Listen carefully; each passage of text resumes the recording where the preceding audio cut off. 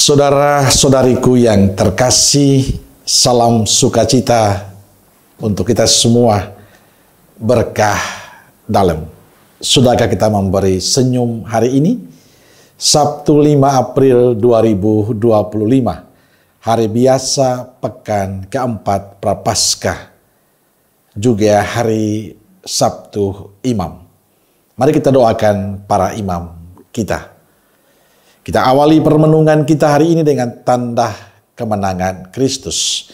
Dalam nama Bapa dan Putra dan Roh Kudus. Amin.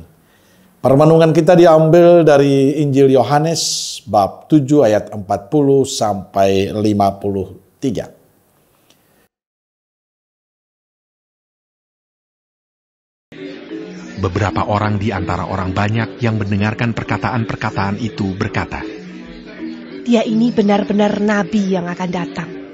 Yang lain berkata, "Dia ini Mesias." Tetapi yang lain lagi berkata, "Bukan, Mesias tidak datang dari Galilea. Karena kitab suci mengatakan bahwa Mesias berasal dari keturunan Daud dan dari kampung Betlehem, tempat Daud dahulu tinggal." Maka timbullah pertentangan di antara orang banyak karena dia. Beberapa orang di antara mereka mau menangkap dia, tetapi tidak ada seorang pun yang berani menyentuhnya. Maka penjaga-penjaga itu pergi kepada imam-imam kepala dan orang-orang Farisi yang berkata kepada mereka, "Mengapa kamu tidak membawanya?" Jawab penjaga-penjaga itu, "Belum pernah seorang manusia berkata seperti orang itu." Jawab orang-orang Farisi itu kepada mereka, "Adakah kamu juga disesatkan?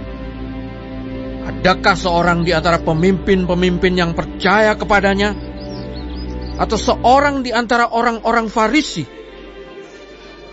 Tetapi orang banyak ini yang tidak mengenal hukum Taurat, terkutuklah mereka." Nikodemus, seorang dari mereka yang dahulu telah datang kepadanya, berkata kepada mereka, "Apakah hukum Taurat kita menghukum seseorang sebelum ia didengar dan sebelum orang mengetahui apa yang telah dibuatnya?" Jawab mereka, "Apakah engkau juga orang Galilea? Selidikilah kitab suci, dan engkau akan tahu bahwa tidak ada nabi yang datang dari Galilea." Lalu mereka pulang, masing-masing ke rumahnya. Saudara-saudariku terkasih, Yesus pribadi yang sangat istimewa, menarik perhatian banyak orang, dan yang sangat mengagumi. Semua yang dilakukannya menjadi daya tarik banyak orang. Namun sayang, banyak juga yang belum beriman kepada Yesus. Tapi juga banyak yang menjadi tersinggung karena karya dan pelayanan Yesus.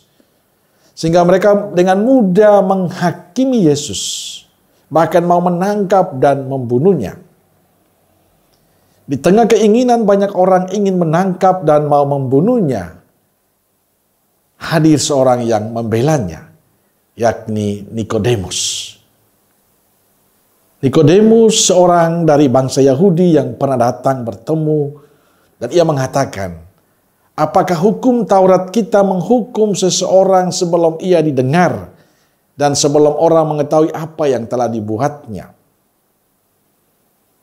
Nikodemus tampil membela Yesus karena ia pernah berjumpa dengan Yesus. Rupanya perjumpaan dengan Yesus sebelumnya telah mengubah cara pandang Nikodemus tentang Yesus. Ia menjadi pribadi yang beda dengan orang Farisi pada umumnya. Ia lebih tenang, ia tidak mudah menghakimi seperti orang Yahudi lainnya.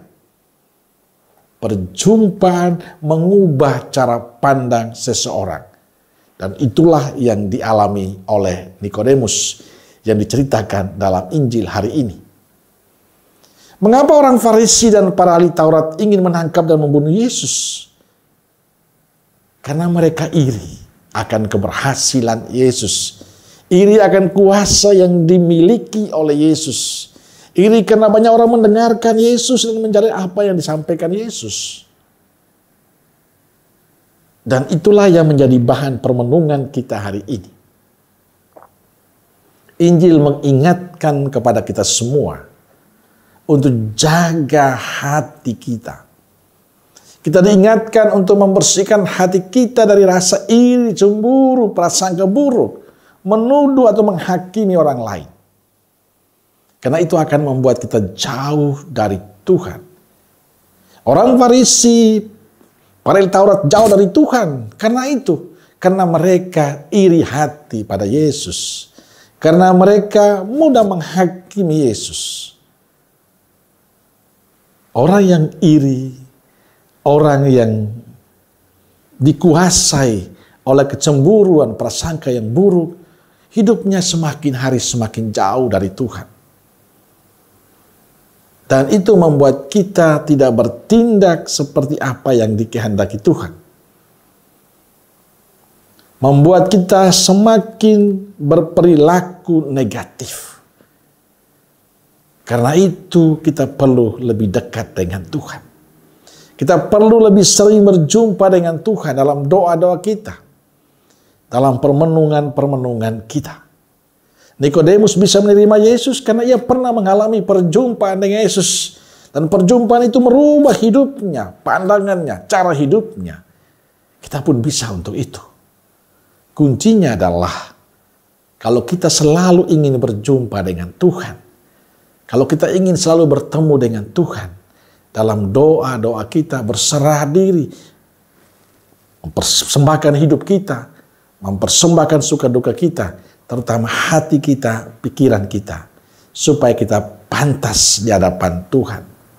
Perjumpaan dengan Tuhan tidak pernah akan sia-sia. Selalu memberi perubahan. Memberi berkat untuk kehidupan kita. Amin. Semoga Allah yang Maha Kasih memberkati saudaraku sekalian, Bapa, Putra, dan Roh Kudus. Amin. Kalau Roh Kudus Nazaret, doakanlah kami. Amin. Berkah dalam.